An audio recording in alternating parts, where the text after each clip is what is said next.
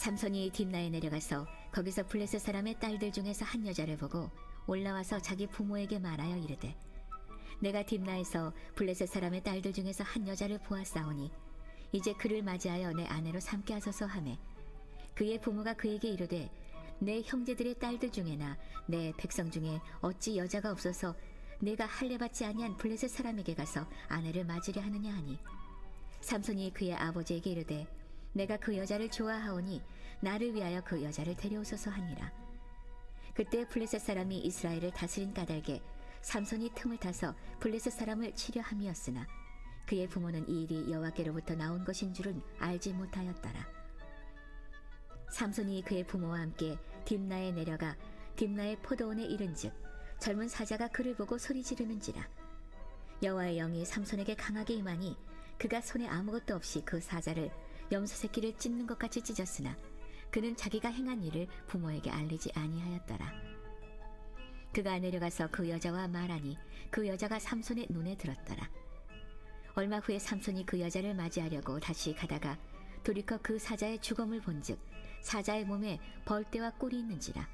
손으로 그 꿀을 떠서 걸어가며 먹고 그의 부모에게 이르러 그들에게 그것을 들여서 먹게 하였으나 그 꿀을 사자의 몸에서 떠왔다고는 알리지 아니하였더라.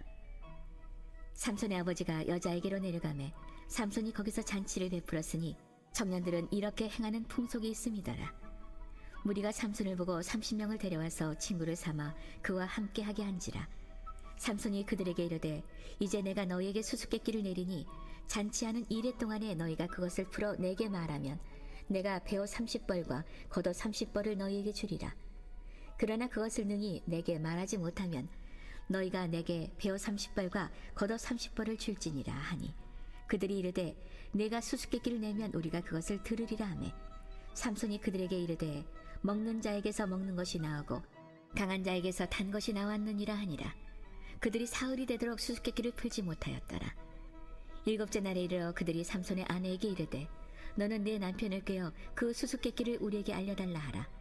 그렇지 아니하면 너와 내 아버지의 집을 불사르리라. 너희가 우리의 소유를 빼앗고자 하여 우리를 청한 것이 아니냐. 그렇지 아니하냐 하니 삼손의 아내가 그의 앞에서 울며 이르되 당신이 나를 미워할 뿐이요 사랑하지 아니하는도다. 우리 민족에게 수수께끼를 말하고 그 뜻을 내게 알려주지 아니하도다 하는지라. 삼손이 그에게 이르되 보라 내가 그것을 나의 부모에게도 알려주지 아니하였거든 어찌 그대에게 알게 하리요 하였으나 7일 동안 그들이 잔치할 때 그의 아내가 그 앞에서 울며 그에게 강요하므로 일곱째 날에는 그가 그의 아내에게 수수께끼를 알려주매 그의 아내가 그것을 자기 백성들에게 알려주었더라. 일곱째 날 해지기 전에 성읍 사람들이 삼손에게 이르되 무엇이 꿀보다 달겠으며 무엇이 사자보다 강하겠느냐 한지라. 삼손이 그들에게 이르되 너희가 내 암송아지로 밭 깔지 아니하였더라면 내 수수께끼를 능히 풀지 못하였으리라 하니라. 여호와의 영이 삼손에게 갑자기 임하심에 삼손이 이스글론에 내려가서 그곳 사람 30명을 쳐 죽이고 노략하여 수수께끼 푼 자들에게 옷을 주고 심히 노하여 그의 아버지의 집으로 올라갔고 삼손의 아내는 삼손의 친구였던 그의 친구에게 준 바 되었더라. 여러분 그 교재에 보시면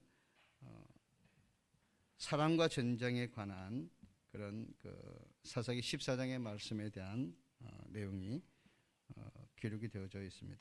그래서 지금 우리가 오늘 이 그 14장의 내용을 읽으셨지만 계속 이어지는 그 삼손의 생애의 내용들을 하나씩 이렇게 되짚어 보면은 거기에는 이제 상당한 폭력도 등장하고 또 죽음도 등장하고 성적인 문제 그런 것들도 등장하고 또 어떤 권력의 힘이 그 사람을 지배하는 그런 모습도 등장하니까 오늘 우리가 살고 있는 삶의 내용과 상당히 좀 그 가깝다 그렇게 우리가 생각해 볼 수 있습니다. 그래서 1절부터 4절에 보시면 이제 삼손이 아내를 얻기 위한 그 배경을 잠깐 설명을 하고 있지 않습니까? 1절에부터 보시면은 삼손이 결혼하고 싶어하는 여자의 모습을 좀 잠깐 설명을 했어요, 그죠? 자, 그 여성이 어디에 있는 여성이라 나와 있죠? 1절에 보시면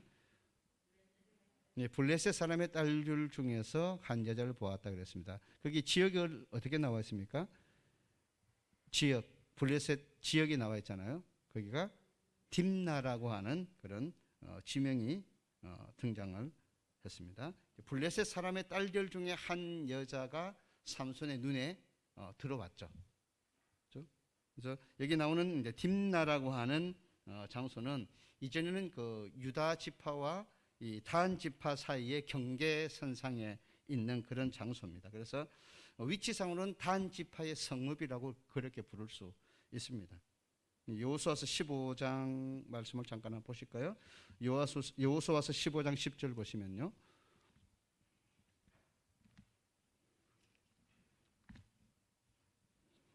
여호수아서 15장 10절.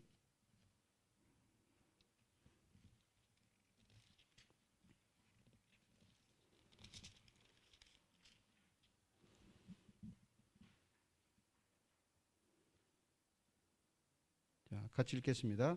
또 바알라에서부터 서쪽으로 돌이켜 세일산에 이르러 여아림산 곧 그살론 곁 북쪽에 이르고 또 벳세메스로 내려가서 딥나를 지났다. 유다 땅의 그 내용들을 쭉 경계를 설명하면서 유다 땅의 경계 속에 딥나가 들어가 있는 것을 이제 볼 수가 있어요. 당시에는 블레셋이 지배하고 있는 그런 장소였습니다. 그러니까 우시아 시대 때는, 우시아 왕 시대 때는 유다가 막강한 그 정치와 군사력의 힘을 가지고 그 땅을 점령하고 있었지만 그 이후에 아하스 왕 시대에는 그 성을 빼앗겨서 블레셋이 지배하고 있는 그런, 원래는 유다와 단지파세의 경계선상의 땅이고 유다가 가지고 있어야 될 땅이지만 이 아하스 왕 시대는 블레셋에게 빼앗겨서 그 땅을 넘겨준 그런 상태의 모습으로 성경이 기록을 하고 있습니다. 자, 이렇게 삼손이 마음에 들어하는 그 여성을 부모가 찬성하지 않습니다. 3절에 보시면은 왜 그 결혼을 부모들이 반대한다고 나와 있습니까? 그렇죠. 이제 뭐 블레셋 땅이잖아요, 그죠? 땅이 그 블레셋의 여성이잖아요, 그죠? 형제 중에서 구하지 않고 이방인 중에서 왜 결혼을 하려고 하느냐 하는 그런 언급을 하고 있죠. 이제 가장 중요한 문제는 결국 신앙의 불일치지 않습니까? 믿음이 하나님을 섬기는 믿음이 아닌데 왜 하고 많은 여성들 중에 하나님을 잘 섬기는 여성도 있을 텐데 왜 이방 여인을 아내로 맞이하려고 하느냐? 부모 입장에서 당연히 반대.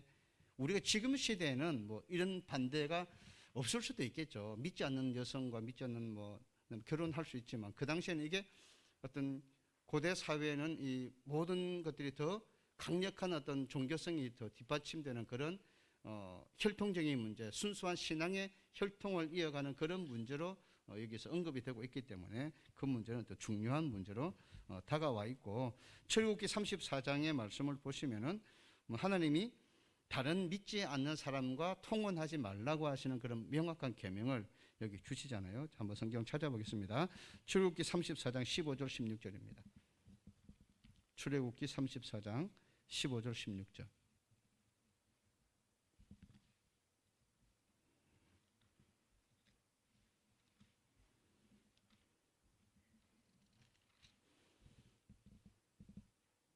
자, 15절부터 말씀 보시면요. 시작.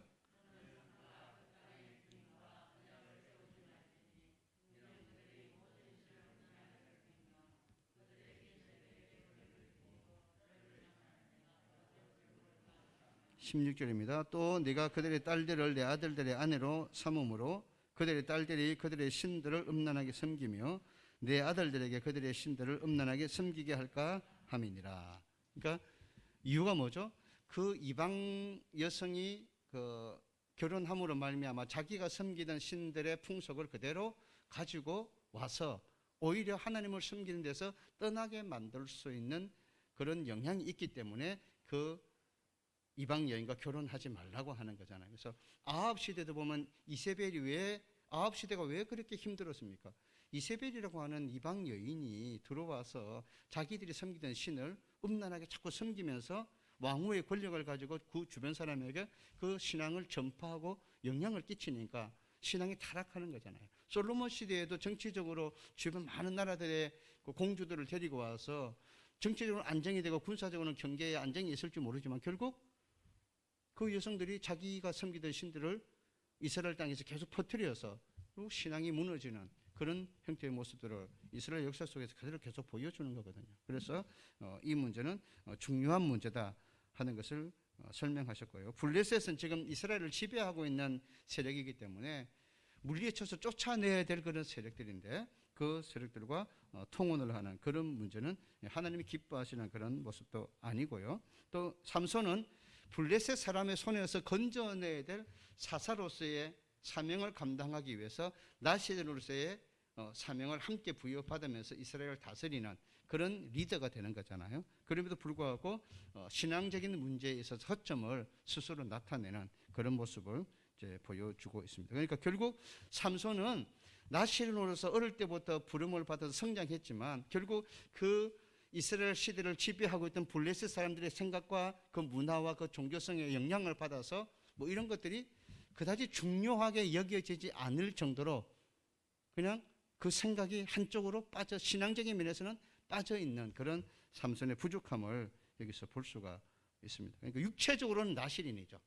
어릴 때부터 머리에 칼을 대지 않고 독주와 포도주 마시지 않고 시체를 가까이 하지 않는 그런 나실인의 거룩한 사람으로 선택을 받아서 성장했을지 모르지만 신앙적인 면에서는 하나님을 온전히 섬기는 면에 있어서 부족한 나실인의 모습을 우리가 이제 삼손을 통해서 보게 되어지는 거죠. 우리 신앙의 모습도 보시면은 어떻게 보면 겉으로 드러나는 것은 상당히 신앙의 사람의 모습이 될 수도 있지만은 내 마음이 다른 사람들에게 드러나지 않고 보이지 않는 내 마음의 중심의 생각이 한쪽으로 치우쳐서 그들이 어떤 영향을 많이 받아 세상의 영향을 많이 받아가지고 정말 온전하게 하나님의 말씀 안에 순종하지 못하는 그런 습관과 생각과 말들이 우리에게 작용하는 것들을 우리가 때로는 볼 때가 있잖아요. 다른 사람을 볼 때도 그렇잖아요. 저분이 정말 오랫동안 믿음 가운데 있는 사람인데 말하는 거하고 결정하고 선택하는 걸 보면 저건 뭔가 좀 하나님이 기뻐하지 않는 모습을 그냥 아무런 어떤 그 거리낌 없이 그냥 하면서 하나님 앞에 죄송스러워하지 않는 그런 모습을 볼 때에 저게 진짜 올바른 것인가 하는 생각을 이제 해보게 되지 않습니까? 그래서 항상 우리가 말씀의 영향도 받지만 세상의 영향도 똑같이 받습니다. 그렇죠? 소리가 하나님의 말씀만 내게 들려지는 것이 아니고 온갖 세상의 소리들이 들려지고요. 우리가 말씀만 보는 것이 아니고 하나님의 역사만 보는 것이 아니고 세상에서 일어나는 다양한 문제들과 상황들을 우리가 함께 보면서 살고 있는 거거든요. 그렇기 때문에 우리가 교회 다니고 예배를 잘 드리고 믿음 생활을 잘 한다고 해서 다른 영향을 전혀 받지 않느냐? 그렇지 않습니다. 나도 모르게 다 보지 않습니까? 다 듣지 않습니까? 다 경험하고 다 만나지 않습니까?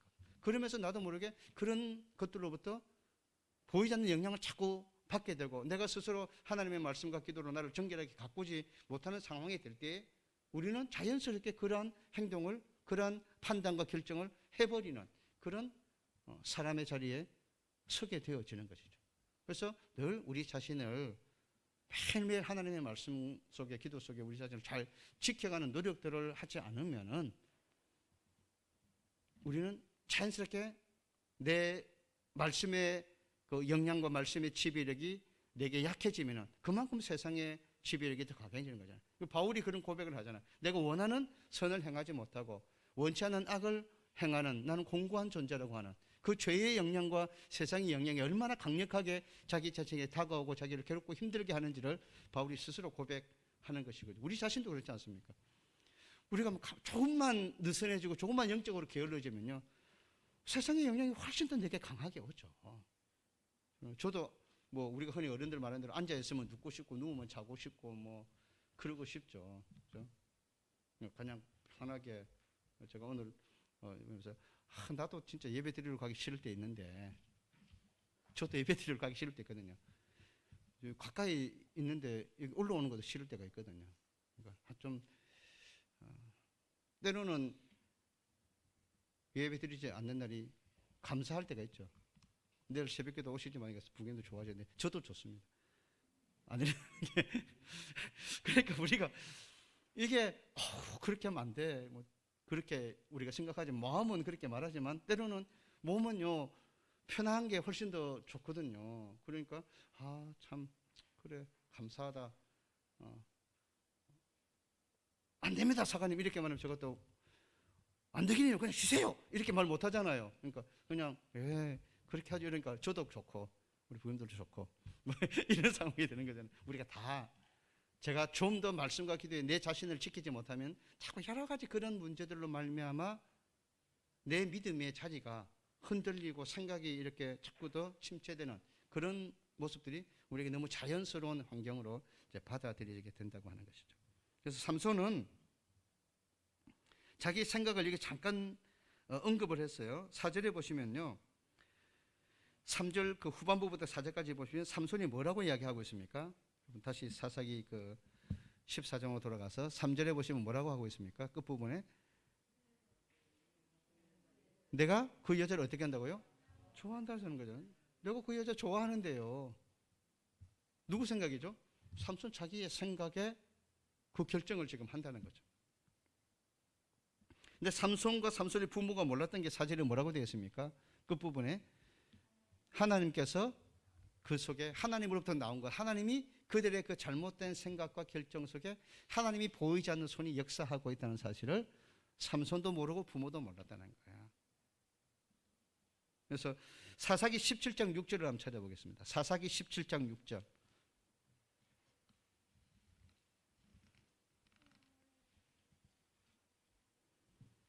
사사기 17장 6절입니다. 시작. 그때에는 이스라엘의 왕이 없었으므로 사람마다 자기 소견에 옳은 대로 행하였더라. 요즘 삼손이 내가 그 여자를 좋아하는데요. 자기 생각에 좋아하니까 내 생각이 옳다고 여기고 내가 하는 방법이 옳다고 생각하는 거죠. 정말 그 삼손이 그러는 계기를 통해서 블레셋 사람을 치려고 했다고 하지만 결국 그 동기와 배경은 무엇 때문이죠? 내가 그 여자를 좋아하니까 그런 기회를 통해서 또 블레셋 사람을 대적할 수 있는 그런 길들을 내가 찾아낼 거다. 자기 생각이 옳은 대로 하지만 그 문제를 가지고 하나님 앞에 진지하게 이게 하나님이 기뻐하는 일인지를 묻고 찾아가는 그런 노력들은 전혀 보이지 않잖아요. 그래서 삼손의 생각은 블레셋이 지금 이스라엘을 다스리고 있다고 생각하는 거예요. 삼손은요, 블레셋이 이스라엘을 지배하고 있다 이렇게 생각하는 거예요. 그런데 하나님의 말씀을 보면 누가 블레셋과 이스라엘을 지배하고 있습니까? 하나님이 지배하고 있는 거죠. 하나님의 손이 항상 존재하는 거죠. 그런데 삼손은 그걸 전혀 못 느끼는 거죠. 블레셋이 지배하고 있으니까 자기 생각이 옳은 대로 자기 방법의 꾀를 통해서 문제를 해결하면 되는 거잖아 이렇게 판단하는 거죠. 그런데 그 배후에 하나님의 역사가 있음을, 하나님의 손길이 있음을 늘 기억하고 좀 더 겸손하게 하나님의 뜻을 찾아가는 그런 신앙의 노력들이 삼손에게 부족하다는 것을 우리가 보게 되는 거예요. 이 세상이 누구의 손에 있습니까? 하나님의 손에 있습니다.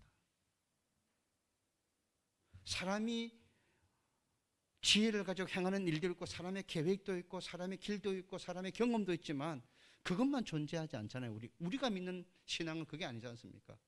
제가 저번에도 말씀드렸지만 이 코로나 시대에 수많은 방역하는 의료진들이 고생을 하고 정부 방역 당국자들이 고생을 하고 많은 시민들과 우리 국민들이 생계의 어떤 여러 가지 어려움을 겪으면서도 거리 두기를 하면서 그렇게 지금 여러 가지로 경제적으로 어려운 그런 상황의 노력을 통해서 이 코로나 K 방역이 진행되고 있지 않습니까? 백신의 어려움이 있지만 그래도 국민들이 잘 견디면서 지금 그 시기가 끝나기를 늘 고대하며 노력하고 있잖아요. 그런데 우리는 그것만 보지 않잖아요. 그렇지만 그런 사람의 노력과 수고와 이게 힘겨움이 있지만 하나님이 이것을 다스린다고 믿는 게 기독교인들의 생각과 같이지 않습니까? 삼손이 지금 그거를 모르는 거예요. 그냥 내가 블레셋 집에서 어떻게든지 방법에 끄집어내면 되는 거 아니야? 내가 좋은 대로 할 거야. 이게 삼손의 생각이라고 하는 거죠. 모든 것이 하나님께로부터 나온다는 겸손한 자세가 우리에게 꼭 필요합니다. 그래서 하나님은 삼손의 그 약점을 이용해서도 삼손은 자기의 소견대로 행동하려고 했지만 하나님은 그런 삼손의 그 약함을 통해서도 하나님의 능력을 나타내시는 일들을 그 속에 베풀어 가시는 그런 역사를 이어가시는 그런 모습을 우리가 성경에서 보는 것이죠. 그래서 사람의 내면의 불경건함이 행동으로 표현되는 모습을 보지만은 하나님은 그것을 사용하셔서 이스라엘이 블레셋으로부터 건짐받는 역사를 만들어 가신다 하는 것입니다. 그래서 우리가 항상 결국은 하나님이 이끌어 가시는 역사가 있는 거예요. 보이지 않는 하나님의 역사가 있다고 믿는 거예요. 그렇죠? 나는 늘 부족하고 연약하지만 내 부족하고 연약한 대로만 모든 일이 일어나지 않습니다. 내가 분명히 잘못 선택하는데도 불구하고 내 생각이 짧았음에도 불구하고 하나님의 큰 뜻 안에서 그 일이 이루어지는 것을 볼 때가 있습니다. 그것은 내가 잘해서가 아니라 나는 분명히 잘못 판단한 것이 있었음에도 불구하고 하나님은 그 약함까지도 다 하나님의 능력 안에 지혜로만에 붙드셔서 우리의 삶을 이끌어 가고 있는 것이죠. 저는 그것을 믿습니다. 제가 목회를 해보면 너무 잘 느껴져요. 왜냐하면 제가 잘못 판단할 때가 있어요. 근데 고집스럽게 막 밀어붙일 때도 있거든요. 점점 그런 게 작아졌지만 이전에는 30대, 40대 때는 겁 없이 막 제가 막 내가 막 기도하고 생각하니까 합시다 하면 될 겁니다 하고 밀어붙이는 일들이 있었습니다. 그러다 실패해요. 근데 그냥 모든 것이 실패로 끝나지 않아요. 분명히 잘못된 결정을 하게 가고 있음에도 불구하고 하나님이 또 다른 길을 통해서 그 모든 것들이 합력하여 선이 되도록 저의 삶을 이끌어 가시는 것을 경험하거든요. 아, 내가 분명히 나중에 보면 내가 그때 너무 잘못했다 그렇게 생각하지만 하나님은 그런 약점도 보완하셔서 하나님의 능력으로 전체 하나님의 교회와 성도들이 무너지지 않도록 이끌어 가시는 그런 모습을 제가 경험할 때가 많단 말이에요. 그러니까 우리가 실수해도 하나님은 실수하지 않는 거죠. 내가 실패해도 하나님은 실패하지 않는 거죠. 하나님은 그렇게 우리를 이끌어 가시는 능하신 손 안에 우리가 붙들려 있다 하는 그런 믿음을 꼭 우리가 가질 수 있어야 되겠습니다. 5절부터 보시면은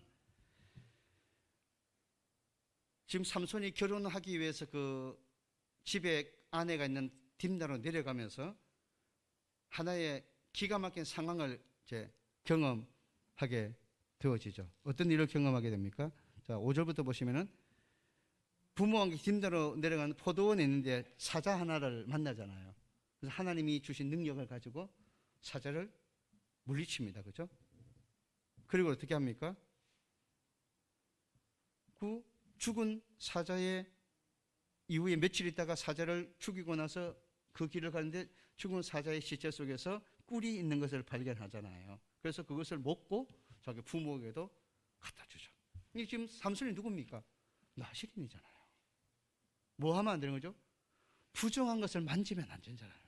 죽은 짐승의 사체 만지면 안 되죠. 어릴 때부터 금했잖아요. 그런데 삼손은 거리낌 없이 꿀을 취해서 먹고 부모에게도 주었단 말이에요. 그죠? 10절에도 보시면은 여러분 10절에 뭐라고 나와 있습니까? 10절에 삼손의 아버지가 여자에게 내려가며 삼손이 거기서 뭘 베풀었습니까? 잔치를 베풀었잖아요. 이때 잔치는 반드시 뭐가 들어갑니까? 포도주와 독주가 들어가는 잔치죠. 그러니까 자연스럽게 일주일 동안 거기서 삼손이 결혼식에 초청한 사람들과 함께 잔치 벌리면서 포도주와 독주를 마셨다고 하는 것을 우리가 생각해 볼 수 있는 거예요.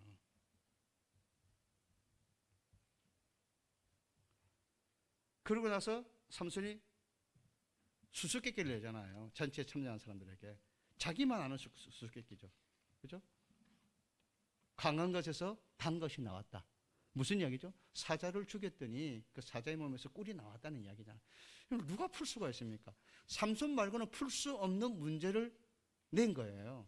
그러니까 아무리 머리를 생각하고 막 사람들에게 물어봐도 도저히 답을 알 수가 없는 거죠. 그리고 결국 이 블레셋 사람들이 찾은 방법이 뭡니까? 결혼할 여성의 집을 찾아가서 협박하는 거죠. 우리 초청해놓고 우리에게 옷 30벌 빼앗아 가려고 우리 초청했느냐? 손님을 대하는 대우가 이게 뭐냐? 너 빨리 신랑 되는 사람 물어서 정답 알려달라. 안 그러면 내가 가만히 안 둔다. 뭐 사람들이 권력을 가지고 그 주변 사람들이 힘을 가지고 권력으로 압박하니까 어떻게 이기겠습니까? 그래서 삼손 아내 될 여성이 계속 울면서 당신이 나를 사랑한다고 하는 것은 거짓말이다. 왜 정답을 안 알려주냐? 당신 때문에 우리 집안 다 죽는다. 뭐 이렇게 하니까 어떻게 그걸 이기겠습니까? 그래서 정답을 알려주잖아요. 그래서 결국 삼손이 이겨야 될 싸움을 블레셋 사람이 이기는 결과를 만들어서 19절에 어떤 결과를 만듭니까? 19절에 보면 이제 삼손이 그 배우 30벌을 주기 위해서 어떻게 합니까? 아스글론에 내려가서 그곳 사람 30명을 죽이고 노력해서 수수께끼를 푼 대가를 배우 30벌을 그들에게 주잖아요. 그죠? 이 아스글론은 블레셋의 5개 성읍 중에서 가장 큰 성읍으로 그렇게 알려져 있습니다. 블레셋 사람의 입장에서 한번 딱 보면은 그 여인을 협박해서 그 가정을 협박해서 얻은 배우 30벌이 누구의 것입니까? 자기 동족의 핏값입니다. 그죠? 자기 동족의 핏값을 얻은 거예요. 뭔가 자기가 삼손에게서 그 아무도 풀지 못하는 지혜를 자기가 풀어서 삼손에게서 뭔가 옷을 빼앗은 것 같았지만 결국 누구 겁니까? 자기 동족의 죽음을 통해서 얻어진 그런 모습이죠. 그러니까 결국 뭐예요? 하나님의 구원 계획이 여기서 등장하는 거잖아요. 삼손은 실패했지만 하나님은 그 일을 통해서 블레셋을 물리치는 그런 상황으로 바꾸어 가시는 그런 모습을 볼 수가 있잖아요. 그런데 이스라엘 사사가 자기의 힘을 어떻게 쓰라고 하나님이 힘을 주신 거죠? 하나님의 영광을 나타내면서 블레셋 사람의 손에서 이스라엘을 건져내라고 주신 힘이잖아요. 특별히 삼손이 하나님으로 받은 은사잖아요. 이거 어떻게 쓰는 거죠? 자기 개인의 빚을 갚으려고 그 힘을 쓰는 거잖아요. 하나님의 방법이 아니었잖아요. 자기의 계획이었잖아요. 정말 어떻게 보면요, 우리가 하나님이 주신 은혜와 하나님이 주신 은사들을 잘못 쓸 때가 있는 거예요. 목적에 맞게 쓸 수 있는 그런 삶이 돼야 되죠. 하나님이 주신 건강이나 재능이나 물질이나 은사들을, 시간들을 하나님이 기뻐하는 일을 위해서 잘 쓰는 것, 내가 하나님 은혜를 받고 은사를 받는 것도 중요하지만 그래서 어떻게 쓸 것이냐, 어떻게 사용할 것이냐 하는 것도 정말 중요한 거거든요.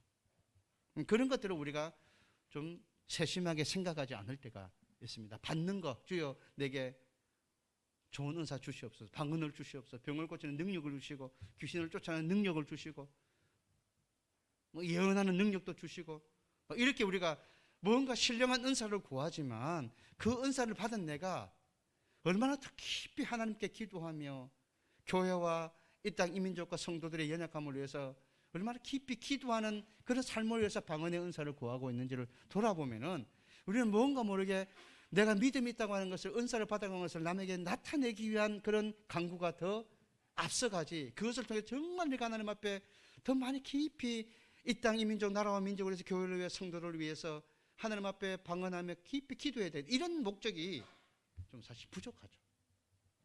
은사에 대해서 정말 병 고치는 은사가 내게 필요하다면 정말 육신의 연약함 때문에 늘 고통받는 사람들을 위해서 깊이 기도하고 정말 그들을 품고 사랑하며 주님처럼 어루만지고 싸매고 고치는 그런 삶을 위해서 그런 은사를 구하는 게 아니고, 우리 은사가 꼭 남에게 뭔가를 과시하고 내게 능력 있는 대단한 믿음을 가진 사람처럼 뭔가 보여지는 그런 쪽으로 자꾸만 쓰여지게 되어버린단 말이에요.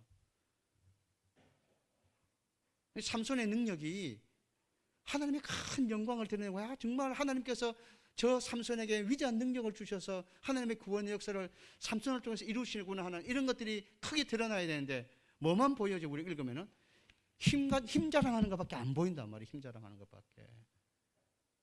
힘써서 사자 죽여놓고 하나님의 영이 그에게 임해서 사자를 죽였는데 그것 가지고 먹으면 안 되는 시체의 달콤한 꿀을 먹는 그런 하나님이 기뻐하는 상황으로 만들어가는 거잖아요.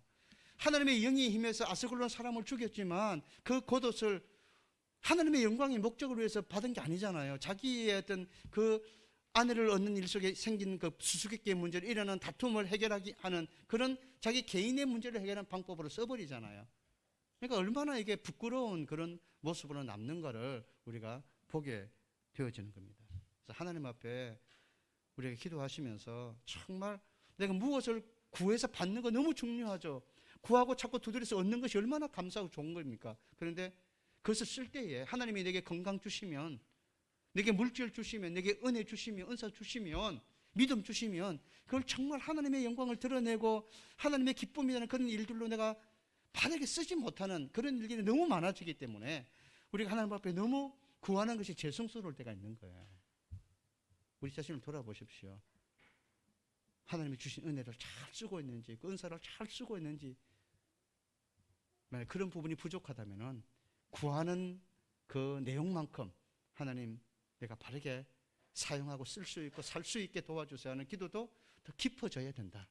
더 힘써야 된다 하는 것을 우리가 오늘 말씀을 통해서 다시 보게 되어집니다. 우리가 사람을 사랑하는 것, 하나님이 우리에게 주신 마음입니다. 아내를 사랑하고 남편을 사랑하고 자녀를 사랑하고 교회와 성도를 사랑하는 것, 주님이 주신 마음이죠. 율법의 완성이 하나님을 사랑하고 이웃을 내 몸처럼 사랑하는 것이 율법의 완성이라 그랬지 않습니까? 근데 그 사랑이 자기의 개인적인 욕심을 이루고 자기의 계획을 이루는 그런 사랑의 열정이 삼손처럼 된다면은, 그래서 어떻게 합니까? 그 문제 때문에 분노해서 그렇게 내가 좋아해서 결혼 이방 여인임에도 불구하고 내가 그 여자를 좋아하니까 결혼해달라고 때를 써서 하나님이 기뻐하지 않는 결혼을 길로 가면서도 어떻게 합니까? 그 수수께끼 문제, 그것도 배우 30불 주는 문제 때문에 화가 나서 가버리잖아요. 그리고 그 아내 될 여인은 다른 사람의 아내로 되어지는 사랑의 비극적인 역사가 여기서 일어나고 있잖아요. 그러니까 우리가 정말 사람을 사랑하는 일이 얼마나 중요합니까? 얼마나 감사한 일입니까? 근데 그 사랑이 올바른 정말 하나님의 뜻을 이루어내고 하나님을 기쁘게 하는 그런 사랑의 모습이 되지 못하다 보니까 내 개인의 감정은 항상 상처받고 우리 개인의 감정은 항상 나쁜 영향 안에 물들어가고 우리의 마음은 심히 부패해서 또 달라지거든요. 그러니까 결국 싫어버림 받는 그런 상황으로 바뀌어지는, 변하지 않는 하나님의 사랑, 언제든지 항상 변하지 않는 그 하나님의 사랑을 우리가 힘입어 산다면 우리도 다른 사람을 향해 사랑할 때 변하지 않는 사랑을 우리가 늘 가질 수 있도록 하나님 앞에 우리가 기도하셔야 되겠고, 진정한 싸움은 하나님의 능력 안에 이루어지는, 하나님의 뜻 안에 이루어지는 싸움이 되어야 되는 거죠. 그래서 우리를 혈과 육에 대한 싸움을 싸우지 말고 선한 믿음의 싸움을 싸우라고 우리에게 성경이 말씀해 주고 있는 거잖아요. 바울이 지금 삼손이 믿음의 싸움을 안 싸우고 혈과 육에 대한 싸움을 하나님의 능력을 가지고 자꾸 보여지는 거잖아요. 결국 삼손은 실패하는 인생으로 그의 마지막까지 가잖아요. 물론 우리 뒤에 보겠지만 그런 상황 속에서 삼손이 뉘우쳐서 마지막 그의 죽음을 통해서 하나님의 역사를 나타내는 그런 사사가 되지만 그 전까지는 계속해서 혈과 육에 대한 싸움의 모습으로만 그의 힘이 사용되어지는 그런 싸움을 싸우는 존재가 되잖아요. 우리가 어떤 싸움을 싸워야 되겠습니까? 감정의 싸움을 싸우고 시기와 다툼의 싸움을 싸우고 정욕의 싸움을 싸우다가 내가 마지막 하나님 앞에 선다면 얼마나 부끄러운 모습이 되겠습니까? 하나님이 십자가 독생자를 주셔서 십자가에 피 흘려 죽으시고 우리를 구원하신 그 은혜가 혈과 육에 대한 싸움으로 이 세상을 살다가 하나님 앞에 선다면 얼마나 하나님 앞에 우리가 정말 부끄러운 존재가 되겠습니까? 여러분, 우리의 싸움을 좀 새롭게 하셨으면 좋겠습니다. 우리의 전쟁은 어둠의 역사와의 전쟁이고 우리의 믿음을 무너뜨리는 그런 영적인 싸움들입니다. 그런 싸움에서 우리가 이겨내는 그런 믿음이 되고 그런 기도가 되고 그런 은사가 되고 그런 신앙의 걸음걸음이 될 수 있어야 되지 않겠습니까? 그래야 하나님 앞에 섰을 때 이기는 사람이 되고 하나님이 우리를 예배해 놓으신 의의 멸류관, 생명의 멸류관을 받으며 기뻐할 것 아닙니까? 그래서 하나님, 내가 가진 힘, 시간, 물질, 재능 이런 걸 통해서 믿음의 싸움 잘 싸우고 나의 힘과 나의 능력을 나타내는 그런 싸움을 싸우다가 시간 허비하고 은사 허비하고 물질 허비하고 인생 허비하며 사는 사람이 아니라 하나님 영광 나타내려고 싸우고 그래서 하나님 앞에 섰을 때 칭찬받는 그런 삶을 살게 해 주십시오. 우리가 기도하셔야 되겠고 정말 진지하게 하나님을 사랑하고 사람을 사랑하는 그런 믿음 가지고 살아갈 수 있도록 하나님 앞에 기도하는 그런 우리의 신앙이 되시기를 간절히 축복합니다.